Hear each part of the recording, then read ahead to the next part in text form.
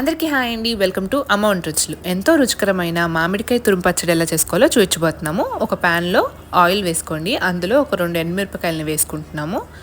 అది వేగిన తర్వాతకి జీలకర్ర, ఆవాలు, అలాగే ఎల్లిపాయలని సన్నగా తరిగి పెట్టుకున్నాం అనమాట. దాన్ని వేసుకొని వేయించుకోండి.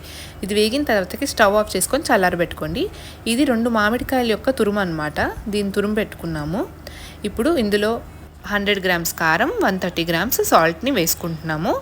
ఇప్పుడు ఇందులో కొద్దిగా పసుపు వేసుకుంటున్నాము. ఆవాలు ఇంకా మెంతుల్ని వేయించుకొని పొడి చేసుకున్నాం అనమాట. అదొక 2 టీ స్పూన్స్ వేసుకుంటున్నాము. దీన్ని మంచిగా మిక్స్ చేసేసుకోండి.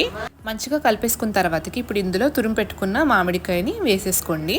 ఇది మంచిగా మిక్స్ చేసుకున్నారంటే అంతే అండి, ఎంతో రుచికరమైన మామిడికాయ తురుము పచ్చడి రెడీ అయిపోయిందనమాట. ఇది 2 to 3 months వరకు స్టోర్ చేసుకోవచ్చు.